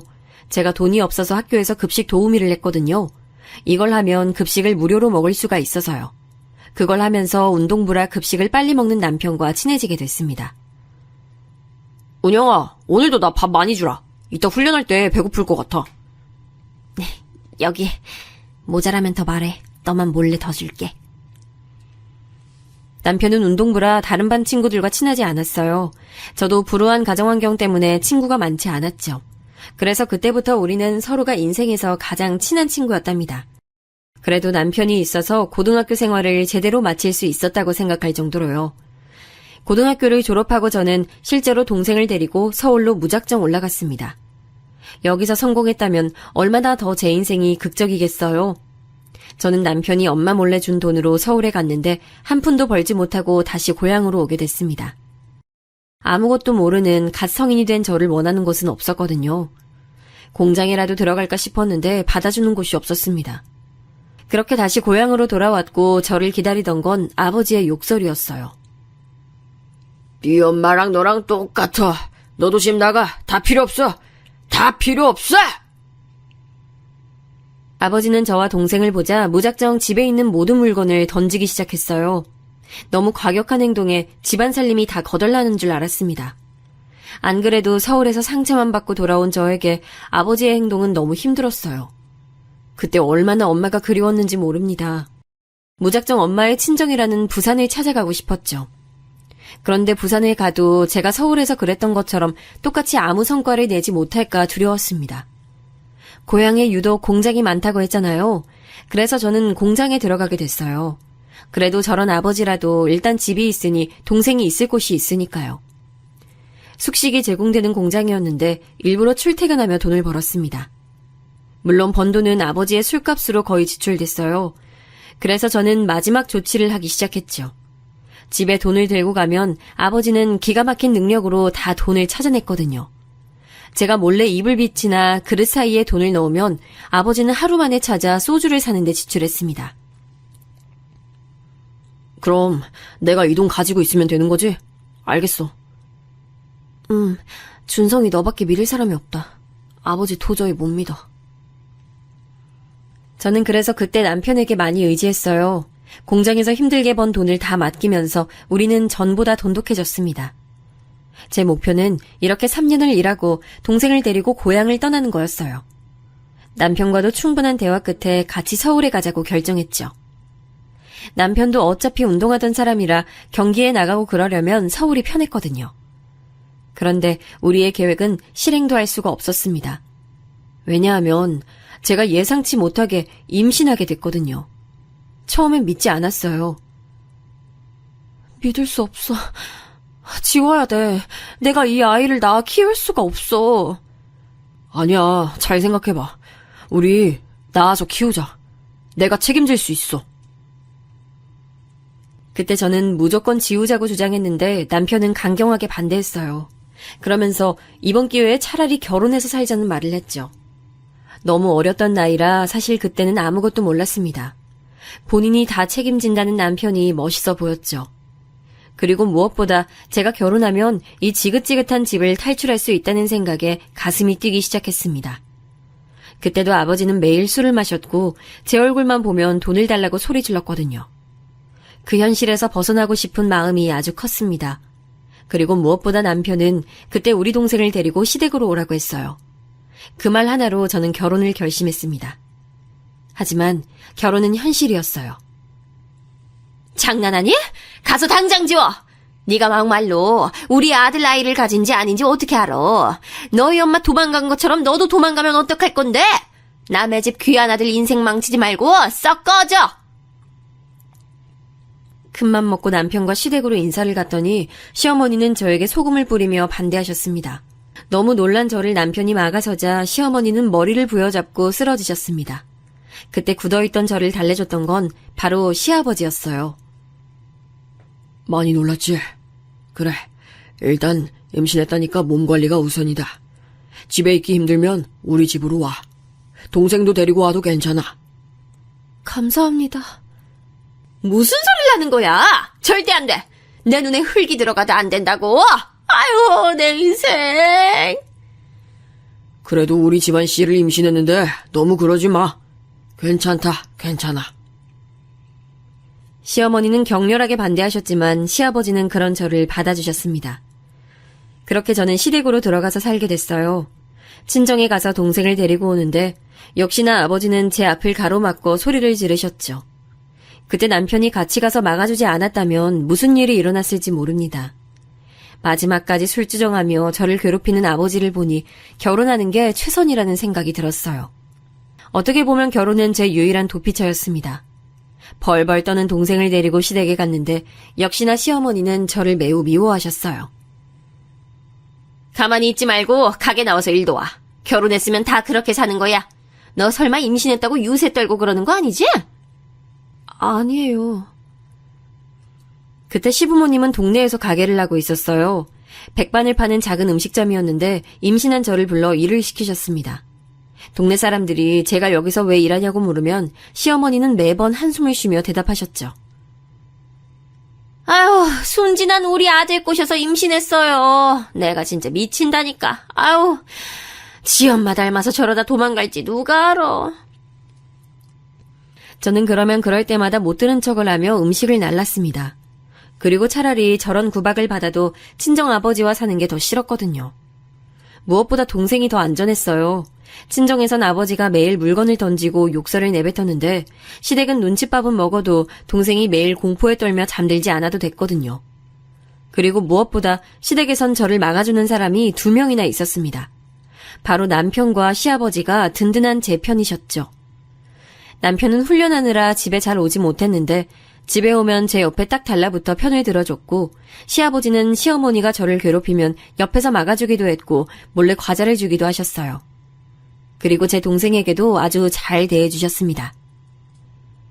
얘, 너 아까 내가 배추 다듬으라고 했잖아. 이게 뭐야, 어? 아, 죄송해요. 시장 다녀오느라 그랬어요. 지금 바로 할게요. 넌 도대체 잘하는 게 뭐야? 이것도 제대로 못해? 아우, 정말 답답해. 여보, 내가 시장에 심부름하러 다녀오라고 했어. 나 때문에 그런 거니까 너무 뭐라고 하지 마. 하지만 너무 슬프게도 시아버지는 제가 결혼하고 몇 개월 지나지 않아 돌아가셨어요. 사실 이날의 기억이 제 인생에서 가장 슬프고 기억하고 싶지 않은 일이랍니다. 왜냐하면 시아버지는 저를 구하려다 돌아가셨어요. 제가 시어머니 부탁으로 급하게 시장에 가서 배추를 사서 오고 있었습니다. 하필이면 그때 날씨가 아주 무더운 여름이었어요. 무더운 여름이라 안 그래도 임신한 몸이라 더우니까 땀을 뻘뻘 흘리며 배추를 가지고 식당으로 가고 있었죠. 배추가 너무 커서 옮기는 게 힘들었어요. 그렇게 큰 배추를 들고 가게 앞에 다가갔는데 트럭이 저에게 다가오는 게 보였습니다. 너무 무서운 속도로 돌진해서 차마 피할 생각이 들지 않았어요. 운전대에 앉은 아저씨와 눈이 마주칠 정도로 가까운 거리였습니다. 그리고 이렇게 내 인생은 끝이구나 느꼈는데 바로 그때 은영아! 시아버지가 가게 앞에 있다 저를 보시고 전속력으로 달려오셨습니다. 그리고 저를 밀어내고 본인이 차에 치이셨어요. 저는 배추와 함께 길에 나뒹굴었고 시아버지는 그 자리에서 돌아가셨습니다. 사실 제가 기억하는 건 시아버지가 저를 민 그 순간뿐이에요. 정신 차리니 병원이었거든요. 눈을 떴을 때는 이미 시아버지의 장례까지 마친 후였습니다. 저도 몸이 생각보다 많이 다친 상태였고 아이는 떠나보내게 됐어요. 너무 끔찍한 이 사건은 바로 음주운전 때문이었습니다. 대낮부터 막걸리를 마신 트럭 운전자가 이렇게 한 가정을 망쳐버린 거예요. 이날 이후 시어머니는 저를 저주하기 시작했습니다. 내 남편 돌려내. 네가 들어오고 우리 집 망하게 생겼어. 어쩔 거야. 어쩔 거냐고. 엄마, 그만해요. 지금 은영이 본인이 제일 힘들다고요. 뭐 그만해? 넌 네 아빠가 네 잘난 마누라 때문에 죽었는데 그런 말이 나와? 어? 죄송합니다. 너무 죄송해요. 평생 갚을게요. 시어머니가 저를 미워하는 건 당연하다고 생각했어요. 저도 충격이 아주 컸는데 시어머니는 어떻겠어요. 시아버지는 가정에 충실하신 분이라 시어머니가 많이 의지했거든요. 서글서글한 성격 때문에 동네에서도 아주 평판이 좋으셨죠. 그런 분이 저 때문에 돌아가셨다고 생각하니 죄송해서 얼굴을 들 수가 없었습니다. 진지하게 집을 떠나 본가로 들어가려 했는데 남편이 저를 말렸어요. 본인은 저 없으면 안 된다며 차라리 본인과 같이 살며 평생 갚으라고 하더라고요. 그 말도 들어보니 일리가 있었죠. 그래서 저는 시어머니의 구박을 있는 대로 받으며 결혼 생활을 지속했습니다. 저리 가! 내 남편 죽이게 만들어 놓고 내 아들 인생까지 망쳐봐. 가만 안 둬! 시어머니는 제 얼굴만 보면 저주를 퍼부으셨어요. 저는 그런 구박을 받으며 동생을 돌봤습니다. 그리고 남편에게는 늦둥이 동생이 있었어요. 제 동생이 저와 10살 차이가 나는데 남편은 무려 14살 차이가 나는 아주 늦둥이였죠. 그 늦둥이 도련님을 키우는 것도 제 담당이었습니다. 제가 매일 옷 입히고 밥 먹이고 유치원에 데려다 주곤 했습니다. 그래도 하나도 힘들지 않았고 오히려 당연하다고 생각했어요. 이런 식으로 제가 시댁에 진 빚이 탕감된다면 오히려 다행이라고 생각했습니다. 비록 시어머니의 시집살이는 날이 갈수록 심해졌지만요. 백반집이라 할 일이 아주 많았는데 시어머니는 저보고 모든 일을 다 시키셨어요. 재료 손질은 당연하고 시장에 가서 직접 사오는 것, 그리고 백반 배달부터 홀에 있는 손님들의 서빙과 주문을 받기부터 계산까지 모두 다요. 그냥 제 몸이 한계라서 원망스러울 정도였습니다. 제가 특히 힘들었던 건 바로 김치를 담그는 것이었어요. 백반집이라 김치가 필수였는데 시어머니는 매일 겉절이를 담그셨습니다. 그건 당연히 제 몫이라 저는 항상 새벽 5시에 기상했어요. 그럼 저는 기상해서 가게에 나가 겉절이를 담그고 집에 와서 도련님과 동생의 밥을 챙겼어요. 그리고 둘을 각각 학교와 유치원에 보내고 다시 식당으로 와서 일손을 도왔습니다. 남편이 만약 훈련 가면 그 도시락도 싸고 단 1초도 쉴 수가 없었습니다. 이렇게 일하며 일당은 받지도 못했어요. 차마 달라는 말도 나오지 않았습니다. 시어머니에게 제가 시아버지를 죽이게 했다는 죄책감이 너무 컸어요. 그리고 무엇보다 제가 도망을 가도 갈 곳이 없더라고요. 우리 엄마는 도망갈 친정이라도 있었는데 저는 도망갈 곳도 없었습니다. 그래서 체념하고 살게 됐어요. 그러다 저는 임신을 또 하게 됐습니다. 이번엔 유산하지 않고 제대로 키우고 싶은 마음에 몸을 좀 사리게 됐어요. 그런데 그게 시어머니 눈에는 또 안 좋게 보였나 보더라고요. 임신이 유세야? 임신이 뭐라고 가게를 이렇게 대충 하는 거야? 네가 그러고도 양심이 있어? 너 때문에 죽은 사람은 신경도 안 쓰는 거야? 그런 거 전혀 아니에요. 제가 재료 다듬을게요. 어머님 쉬고 계세요.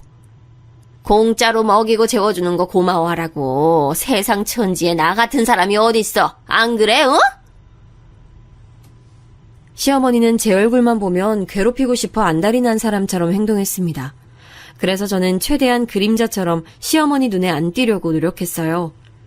하지만 임신해서 배가 부르니 행동이 굼뜨게 되잖아요.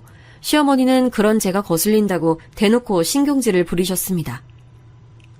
아우, 비켜 좀! 거기서 그렇게 일을 맡고 있으면 어떡해? 아우, 쟨 도움이 되는 게 없어. 그러고 서 있지 말고 배달이라도 가든가. 임신했다고 몸 아끼려고 하지 말고 도움되는 일을 해. 찾아서 하란 말이야. 이런 식으로 가게에서도 계속 뭐라 하셨어요. 저는 저한테 저런 식으로 대하는 건 그래도 괜찮았습니다. 왜냐하면 시어머니는 저 때문에 남편도 잃었고 아들도 갑자기 결혼하게 됐잖아요. 그래서 시어머니가 저한테 그러는 건 한 귀로 듣고 한 귀로 흘릴 수 있었어요. 제가 진짜 괴로웠던 건 바로 시어머니가 도련님과 제 동생을 차별하는 거였습니다. 이리 와서 이거 먹어. 얘, 넌 뭘 그렇게 쳐다보고 있어? 네 언니한테 가. 야, 네 동생 데려가. 나도 먹고 싶은데. 네 언니한테 돈 받아서 알아서 먹어. 아들, 이리 와서 먹어. 엄마가 너 고기 좋아해서 특별히 정육점 가서 좋은 고기 받아왔어. 이거 먹어야 쑥쑥 크지, 내 아들. 시어머니는 맛있는 음식이 있으면 항상 도련님만 챙기셨어요. 제 동생도 아직 어린 나이라 먹고 싶어 쳐다보면 뭘 쳐다보냐고 소리를 지르셨죠. 그 모습을 보고 얼마나 속상했는지 몰라요. 그래도 제가 버틸 수 있었던 건 바로 남편이었어요. 남편은 훈련이 끝나고 집에 올 때 저와 동생 2명의 먹을 간식을 항상 사왔습니다. 품 안에서 과자나 바나나 같은 것을 꺼내며 몰래 주던 남편 덕분에 힘들어도 꾹 참을 수 있었죠. 그 상태로 저는 첫째 아이를 낳게 됐습니다. 제가 우리 첫째한테 정말 너무나도 고마웠던 건 바로 태동과 입덧이었어요. 임신한 줄도 모를 정도로 아주 조용했거든요. 오죽하면 자연스럽게 유산된 게 아닐까 싶을 정도로 조용했습니다. 한번 유산 경험이 있으니 아무래도 무서웠거든요. 하지만 걱정과 달리 아주 건강하게 태어난 첫째에게 고마웠습니다. 문제는 바로 시어머니였죠. 시댁은 남편과 도련님, 즉 형제잖아요. 반면 저는 동생과 둘 다 여자였고요. 시어머니는 그러다 보니 남아 선호 사상이 아주 심하셨어요. 안 그래도 남편과 도련님을 감싸기 바쁜데 제가 아이로 딸을 낳으니 시어머니는 대놓고 뭐라 하셨죠. 딸 낳아야 소용없다. 네 엄마처럼 도망가거나 너처럼 시아버지 죽이기나 하지. 보육원 보내. 네? 보육원이라뇨. 절대 안 돼요. 지금 무슨 소리를 하시는 거예요. 아들도 못 낳았으면서 무슨 큰 소리야. 네가 그러니까 아들을 못 가지는 거야. 하늘이 분노해서 아들을 안 주는 거라고. 딸 키워봤자 너밖에 더 되니, 어? 그래도 보육원 보내라는 말은 아니죠. 어머님 아들의 자식이잖아요. 딸도 소중한 자식인데 왜 그러세요?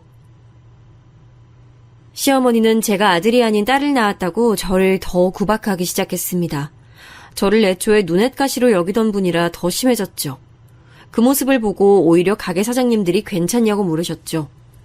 허나 시어머니가 아무리 그렇게 우리 딸을 예뻐하지 않아도 제 눈엔 한없이 예뻤으니 다행이었습니다. 남편도 훈련 때문에 바빠 집에 잘 오지 못했는데 올 때마다 딸을 보는 눈빛에서 꿀이 뚝뚝 떨어졌어요.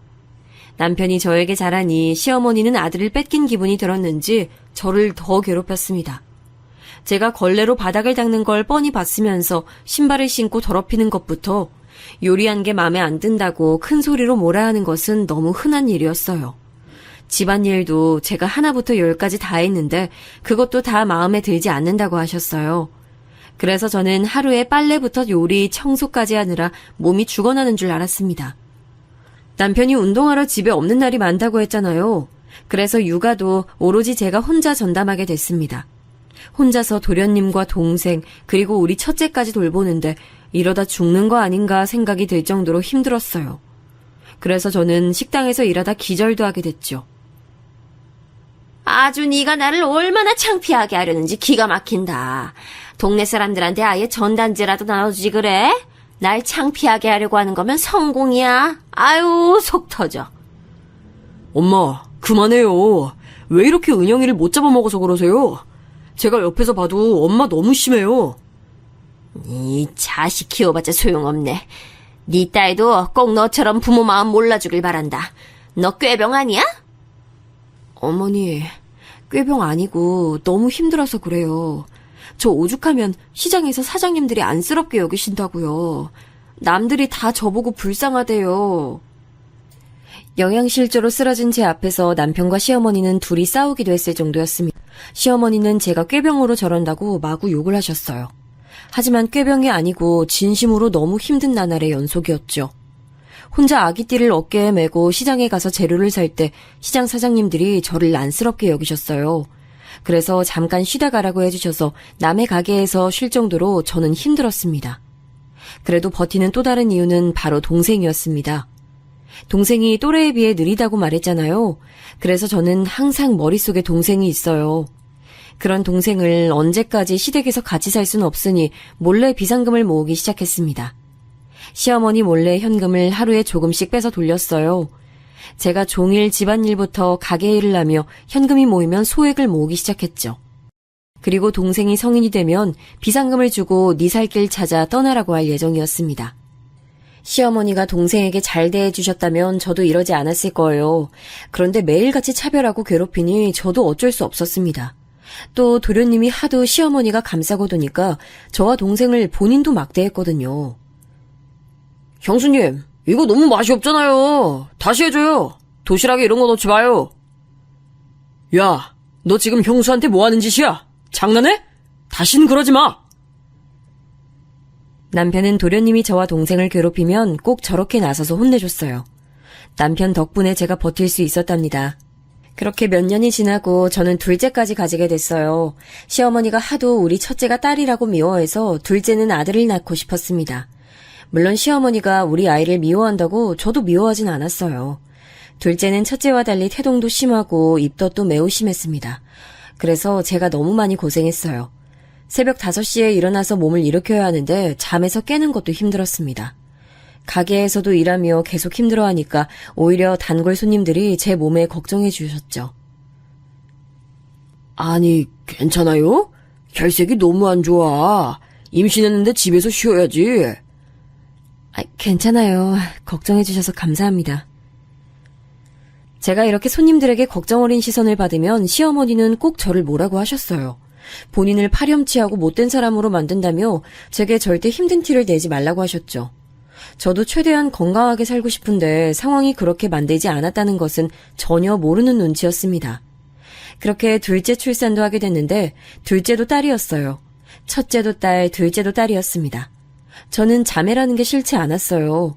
제가 자매로 자라기도 했고 저는 딸이 좋았거든요.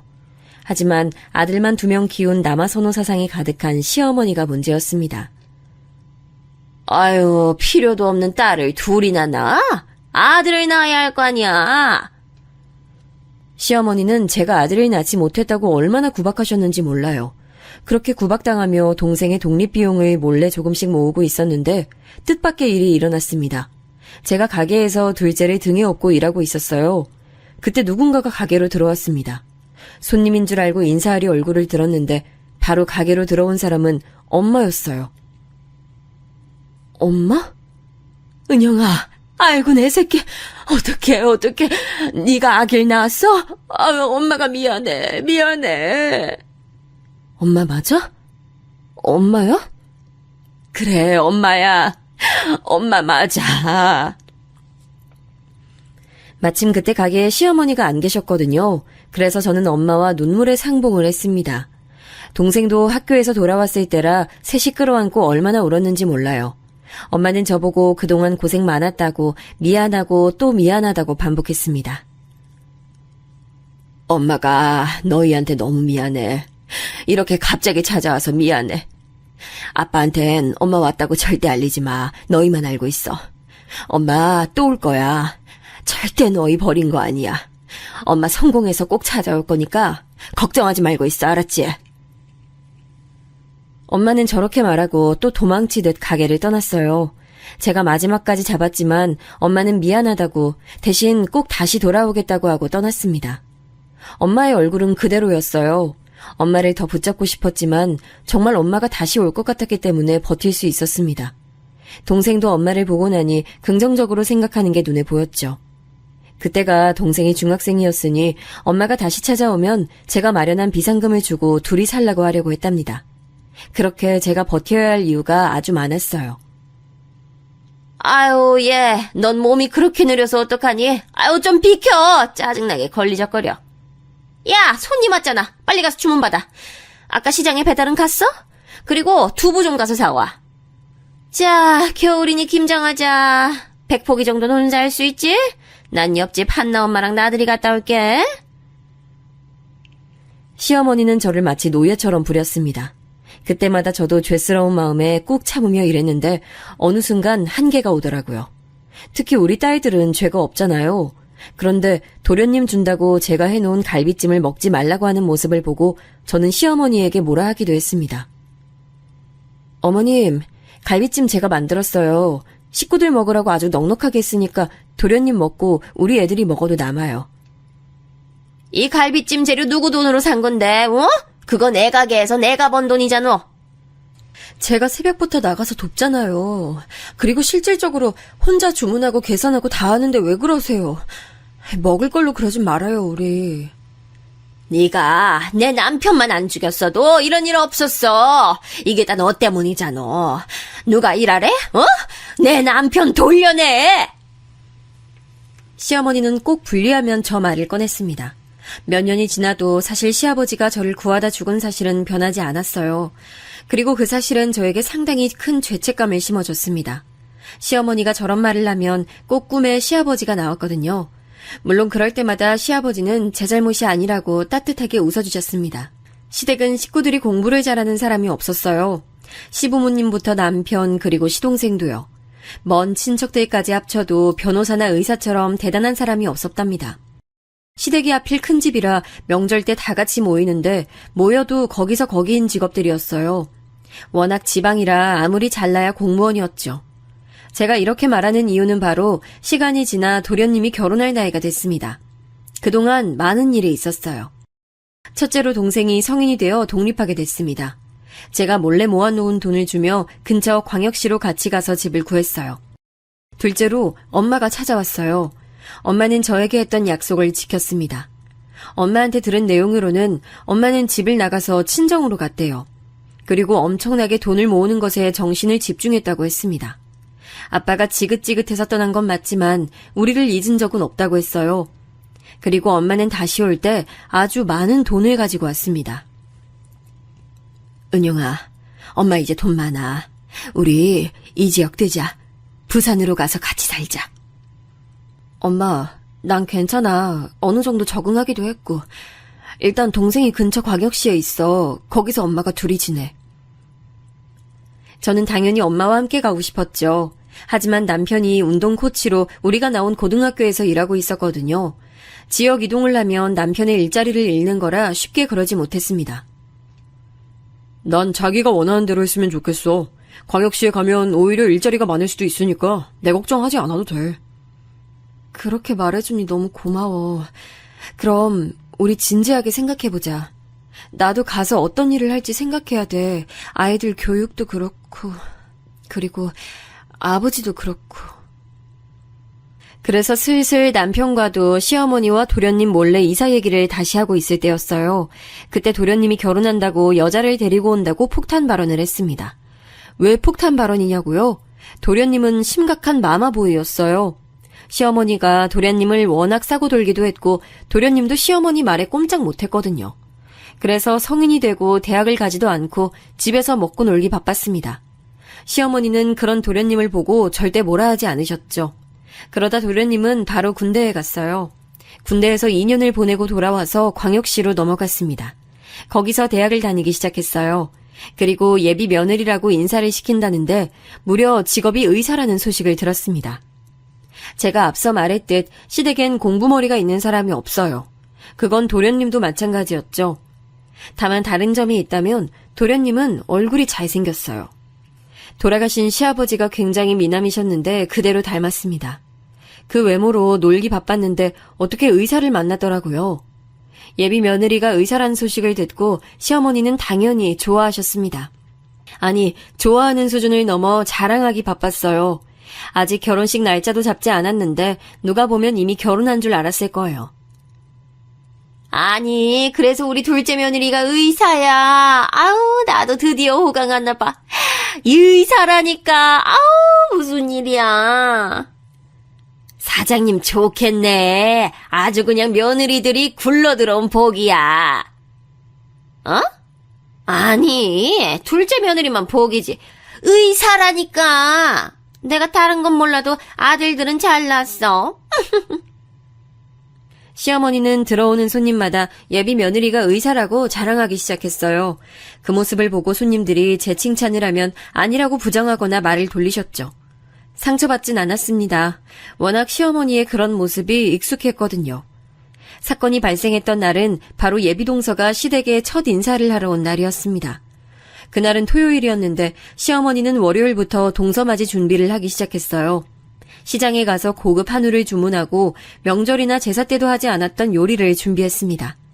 팔보채, 갈비찜, 고등어 조림, 잡채, 미역국, 온갖 산의 진미가 다 모였어요. 월요일부터 토요일에 먹을 음식 준비를 하느라 얼마나 힘들었는지 모릅니다. 아유, 이거 싱겁다. 다시 해. 그건 아직도 준비를 안 하고 있으면 어떡해. 미리 양념 만들어야지. 야, 채소는 미리 손질해놔야지. 아유, 왜 이렇게 굼떠. 시어머니는 너무 긴장된다며 자기는 하나도 하지 않고 다 저를 시키셨어요. 속으로 온갖 욕이 나왔습니다. 그래도 저는 이왕이면 같은 위치인 며느리가 들어오는 거잖아요. 며느리가 새로 오면 시어머니가 저에 관한 관심이 줄어들겠지 생각했습니다. 그러면 제가 오히려 편해지는 거니까 저도 성심성의껏 준비하기 시작했죠. 그러다 드디어 토요일이 다가왔어요. 시어머니는 저를 데리고 무려 옆에 광역시까지 가서 옷을 샀습니다. 처음 보는 자리에 어떻게든 잘 보여야 한다며 백화점에 가서 처음으로 옷을 샀어요. 제가 살면서 시어머니가 백화점에서 무언가를 사는 걸 본 적이 없거든요. 그런데 그 정도로 시어머니는 긴장하기 시작했습니다. 그걸 보며 제가 결혼할 때가 생각났어요. 저는 인사 왔을 때 거의 문전박대를 당했잖아요. 그리고 결혼식도 올리지 못하고 지금까지 살고 있었죠. 그런 것들이 비교되며 속으로 얼른 시댁에서 분가해야지 생각했습니다. 그리고 금요일 밤부터 시어머니는 예비 동서를 맞이할 준비를 시작했어요. 온 집안을 몇 번을 닦았는지 모릅니다. 청소기로 밀고 걸레로 닦고 먼지를 털고 저는 제가 무슨 청소업체인 줄 알았어요. 시어머니는 눈에 보이지도 않는 먼지가 보인다고 우기셨죠. 그리고 이웃집에 가서 있어 보이는 화분도 들고 왔습니다. 집이 어떻게든 초라해 보이지 않게 최선을 다하는 모습을 보며 기가 막혔어요. 아무리 의사여도 이렇게까지 한다고 싶었죠. 시어머니는 동서의 첫 인사 자리를 굉장히 높게 사셨어요. 그래서 주변에 사는 친척들을 다 불러 모았습니다. 제가 동서라면 너무 부담스러웠을 것 같아요. 온 가족들이 자기를 보려고 이렇게 난리치는 모습을 과연 누가 좋아하겠어요? 저는 전날부터 고기를 재고 채소를 다듬었습니다. 그리고 새벽 3시부터 일어나서 음식을 시작했어요. 시어머니는 옆에서 계속 간을 하며 이게 부족하다 저게 부족하다 잔소리하기 바빴습니다. 또 시어머니가 동서가 온다고 빵집에다 케이크를 준비했더라고요. 그걸 가지러 저를 보내길래 저는 이때다 싶어 밖에 나왔습니다. 종일 음식 앞에서 자리를 못 대고 있다가 케이크를 가지러 가니까 숨통이 트일 지경이었죠. 케이크 가져오면서 떡집에서 떡도 좀 가져와. 내가 우리 며느리 주려고 특별히 주문했거든. 그리고 오면서 술 사오고. 시어머니는 예비 동서가 무슨 대통령인 것 마냥 준비를 철저히 했습니다. 그날은 남편이 쉬는 날이라 마침 옆에 있었어요. 그래서 남편이 옆에서 도와주는데 고개를 절레절레 젓더라고요. 우리 엄마지만 정말 해도 너무한다. 의사 대단하지. 나도 알아. 그런데 이렇게까지 할 일이야. 아유. 그래도 우리 집안의 첫 의사잖아. 그러니 친척들도 부르고 신나셨지 뭐. 최대한 시어머니를 이해해보려고 애썼습니다. 그렇게 집에 와서 마치 환갑잔치처럼 준비하다 보니 배가 너무 고프더라고요. 그도 그럴 것이 새벽부터 일어나서 요리하느라 정신이 없었어요. 저는 요리할 때 간을 안 보는 편이라 입에 넣은 것이 전혀 없었습니다. 음식을 그릇에 보기 좋게 담으니 더 배가 고프더라고요. 눈에 안 보이면 모르겠는데 제가 직접 한 음식이고 또 워낙 많이 해서 양이 많았어요. 그래서 잡채를 그릇에 담다가 한 젓가락 입에 넣었습니다. 제가 만들었지만 상당히 맛있더라고요. 그래서 한 번 더 먹었는데 그 모습을 시어머니가 옆에서 국을 푸다 보게 됐습니다. 그런데 믿을 수 없는 일이 일어났어요. 저는 제가 잡채를 먹은 게 그렇게 잘못한 일인지 아직도 모르겠습니다. 그런데 시어머니는 마치 법을 어긴 것처럼 화를 심하게 냈어요. 야, 너 지금 뭐 하는 거야? 어디에 손을 대는 거야? 네? 그냥 잡채 조금 먹었어요. 오늘 새벽에 일어나서 아침에 시장도 다녀와서 배고파서요. 제가 만든 건데 아까 간도 못 본 것 같고. 아니, 이거 다 우리 의사 며느리 주려고 만든 건데 네가 먹으면 어떡해? 아우, 아까워. 너 내가 무슨 그렇게 식탐이 많어? 어머니, 서운하네요. 제가 만들었잖아요. 일주일 내내 고생했어요. 그리고 저도 며느리잖아요. 어떻게 그러세요? 뭐? 너같이 하찮은 년이 무슨 내 며느리야? 그리고 며느리라도 똑같은 며느리냐? 의사 며느리 먹을 걸 먼저 먹으면 어떡해? 너 미친 거야, 어? 어머니, 말씀이 너무 지나치세요. 제가 그래도 어머니 도와서 가게 일이며 집안일 다 하는데 어떻게 그러세요? 저도 결혼하고 처음으로 울컥해서 저렇게 말이 나왔습니다. 큰 소리가 나자 마침 집에 있던 남편이 부엌으로 들어왔어요. 남편은 제가 시어머니와 말싸움하는 것을 보고 한숨을 쉬며 다가왔습니다. 그런데 바로 그때였어요. 믿을 수 없는 일이 일어났습니다. 바로 시어머니가 국을 푸던 그 국자로 제 머리를 땡 하고 내리쳤어요.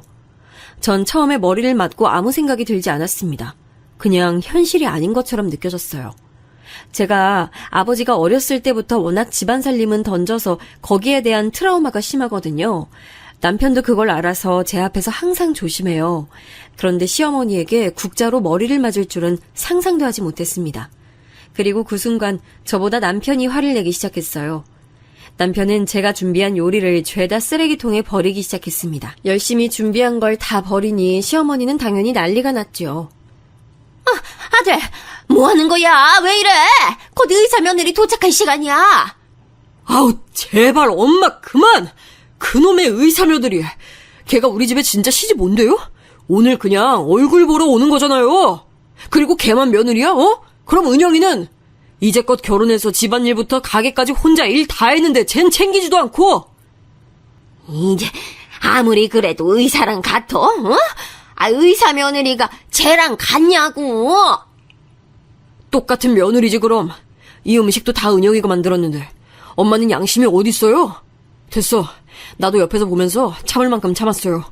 몰라, 나 은영이랑 나가서 살 거니까 엄마는 그 잘난 의사 며느리 데리고 지지고 볶고 살아요. 저는 남편이 저렇게까지 나올 줄은 상상도 하지 못했습니다. 그런데 제 속이 시원하게 쏟아붓더라고요. 시어머니는 부엌 바닥에 앉아 오열하기 시작했어요. 저보고 아들을 어떻게 구워 삶았길래 우리 아들이 저렇게 변하냐고 또 난리를 쳤죠. 그 모습을 보고 남편은 제 손을 잡고 집을 나가려는데 그때 마침 도련님이 의사 동서와 같이 집에 들어왔어요. 집안 분위기가 심상치 않은 것을 보니 둘이 당황하더라고요. 엄마, 저희 왔어요. 형수님 안에 계세요? 야, 너 거기 앉아? 이 망할 놈들아! 어머. 아니, 지금 뭐 하세요? 아니, 이게 무슨 일이야? 엄마 지금 국자 들고 뭐해요? 형수님하고 형은 또 왜 그러고 있어요? 네 잘난 의사 아내 데리고 알아서 잘 살아라. 난 도저히 내 아내 고생 더는 못 시키겠다. 와, 우리 엄마지만 정말 나도 이젠 못 참아. 아유, 어서 와요. 아무것도 아니니까 걱정하지 말고 안으로 와요. 아유, 먼 길 오느라 수고 많았어요. 아니, 정말 웃겼던 건 시어머니가 그렇게 나가는 우리 부부가 마음에 들지 않았나 봐요. 부엌에서 국자를 들고 쫓아나왔습니다. 그리고 국자를 들고 그놈의 의사 며느리와 첫 대면을 했죠. 국자로 저를 때리려는 모습이 동서가 될 사람에겐 처음 보는 시어머니 모습이었죠. 그리고 그 뒤로 어떻게 됐냐고요? 의사 며느리는 결혼하지 않겠다고 선언했대요. 하긴 저 같아도 결혼하기 싫었을 것 같아요. 누가 저렇게 며느리를 막대하는 집에 시집을 가겠어요. 남편에게 듣기론 도련님도 시어머니에게 크게 화를 냈다고 합니다. 결국 시어머니는 자기 꾀에 자기가 넘어간 거죠. 그렇게 바라고 바랐던 의사 며느리의 첫 인사가 본인 때문에 망쳐버렸으니 얼마나 속이 탈까요? 백화점에 가서 옷까지 샀을 정도로 기대했던 만남이었는데 말이에요. 도련님도 그렇게 결혼하고 싶어 했는데 본인 엄마 때문에 완전히 다 망쳤죠. 저는 엄마와 동생이 있는 광역시로 의사했어요. 두 딸과 남편을 데리고 왔더니 엄마가 자기 돈으로 아파트도 얻어줬습니다. 그래서 지금은 너무 행복하게 살고 있어요. 시어머니와는 인연 자체를 끊었습니다. 남편이 그러라고 했어요. 남편도 지금은 도련님하고만 간간히 연락하고 시어머니하고는 연락하지 않더라고요. 저도 마찬가지로 시어머니의 소식은 궁금하지 않아요. 잘난 의사 며느리는 도망갔으니 이제 도련님 수준에 맞는 여자를 데려오겠죠. 그 며느리한테는 저한테 했던 것처럼 하지 않았으면 좋겠네요. 여기까지가 제가 준비한 사연입니다. 저는 아주 즐거웠는데 여러분도 통쾌했으면 좋겠습니다. 그럼 들어주셔서 감사합니다.